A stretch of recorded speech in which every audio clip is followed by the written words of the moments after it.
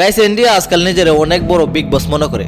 এটা সালমান খানের মতো না, আমেরিকার মতো। কারণ বাংলাদেশের মানুষ শেখ হাসিনার বাংলাদেশ থেকে বিদায় করে যে পরিমাণে ভুল করছে, এটার জন্য মোদি চাইতেছে বাংলাদেশের মানুষ হাত জোর করে মোদির কাছে ক্ষমা চাক এবং বাংলাদেশ ইন্ডিয়ার রিলেশন যাতে স্বাভাবিক হয়। আর বাংলাদেশ ইন্ডিয়ার রিলেশন কেন স্বাভাবিক হওয়া দরকার? কারণ ইন্ডিয়া এইটা মনে করে যারা ইন্ডিয়ার সাথে থাকে না, যারা ইন্ডিয়ার সাথে ভালো সম্পর্ক রাখে না, তাদের সবার পরিণতি পাকিস্তানের মতন হয়। কারণ পাকিস্তানের সম্পর্ক ইন্ডিয়ার সাথে একদমই ভালো না। কিন্তু ইন্ডিয়া হয়তো বুঝলে গেছে যে বাংলাদেশ পাকিস্তান না, পূর্ব পাকিস্তান কোনো সময় ছিল, কিন্তু এখন এটা বাংলাদেশ। কারণ বাংলাদেশ এখন ইন্ডিয়ার পেঁয়াজ বন্ধ করাতে কোনো রকম হুমকিতে ভয় পায় না। কারণ বাংলাদেশ এখন পাকিস্তান, মিশর, এমনকি মায়ানমার থেকেও পেঁয়াজ আমদানি করতে পারে।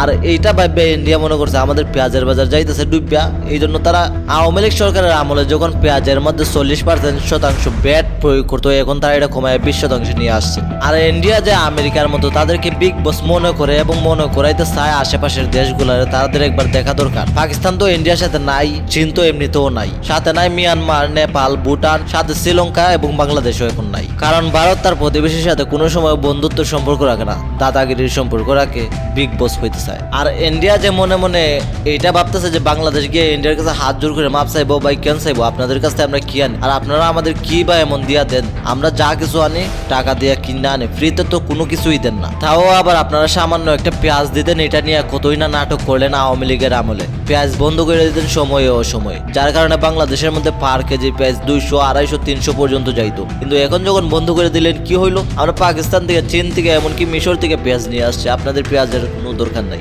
এমনকি আপনারা এখন বাংলাদেশের মধ্যে পেঁয়াজ দিতেছেন, আগে যে ট্যাক্স নিতেন এইটার অর্ধেক নিয়ে দিতেছে। কিন্তু দেখার বিষয় এটা যে বাংলাদেশ ইন্ডিয়ার ইলিশ না দিয়েও এখন পেঁয়াজ পাইতেছে, তাও আবার অর্ধেক দামে। কিন্তু আমি মনে করি ইন্ডিয়াতে ইলিশ বন্ধ করে বাংলাদেশ একটা ভালো সিদ্ধান্ত নিছে। তারপরও যখন ইন্ডিয়ান চিঠি দিছে বাংলাদেশে মৎস্য মন্ত্রণালয়ের মাঝে ইলিশ দেওয়ার জন্য, আমি মনে করি কিছু ইলিশ পাঠানোর প্রয়োজন ছিল। তারপরও আমাদের অভ্যন্তরীণ চাহিদা অনেক বেশি বিদায় দেওয়া যেতেছে না। কিন্তু আগামী বছর থেকে চেষ্টা করা হবে যাতে তাদেরকে পূজার সিজনে বা অন্যান্য সিজনে ইলিশ দেওয়া যায়।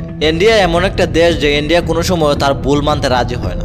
যেমন আকাশ ব্যানার্জির দা দেশভক্ত, দুরব রাঠি সহ অন্যান্য ইউটিউবার আছে যারা আন্দোলনের সময় অনেক ভালো ভালো ভিডিও বানাইছে, কিন্তু তারা এখন কোনো বিষয়ে ভিডিও কেন বানায় না? কারণ তারা যদি ভিডিও বানায়, বাংলাদেশ এবং ইন্ডিয়ার যে পলিটিক্যাল নীতিগুলো আছে এইগুলা বিষয়ে তারা আলাপ করতে হইব। আর এইগুলা আলাপ করতে গেলেই তো ইন্ডিয়ার দোষ সামনে চলে আসে, তো তারা নিজের দেশের দোষ তো বাইর করতে পারবে না। এই জন্য তারা এইসব বিষয়ে আলোচনা করাই বাদ দিয়ে দিচ্ছে। এইসব বিষয়ে তারা কোনো ভিডিও বানায় না, যেহেতু ইন্ডিয়ান টিভি চ্যানেল, অন্যান্য সব কিছু মিডিয়া গরম বাংলাদেশ ইন্ডিয়ার নিউজ নিয়ে, কিন্তু এই বিষয়ে তারা কোনো ভিডিও বানাইবে না। কারণ তারা অন্য ইউটিউবারের মতো মিথ্যাও বলতে পারবে না, কিন্তু ইন্ডিয়ার বদনামও বলতে পারবে না। কিন্তু সবচাইতে বড় বিষয় আর লক্ষ্য করার বিষয় এখন এইটা যে বাংলাদেশ ইন্ডিয়ারে ইলিশ দিবে না, এইটা শোনার পরেও ভারত বাংলাদেশকে পেঁয়াজ দিতেছে।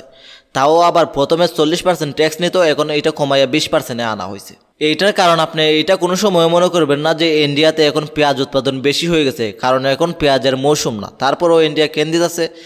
কারণ ইন্ডিয়া যখন পেঁয়াজ বন্ধ করে দিচ্ছে, বাংলাদেশ, মিশর, পাকিস্তান, মিয়ানমার এইসব কান্ট্রি থেকে পেঁয়াজ নিয়ে আসছে। এমনকি পাকিস্তান থেকেও এটা দেখা তো ইন্ডিয়ার মাথা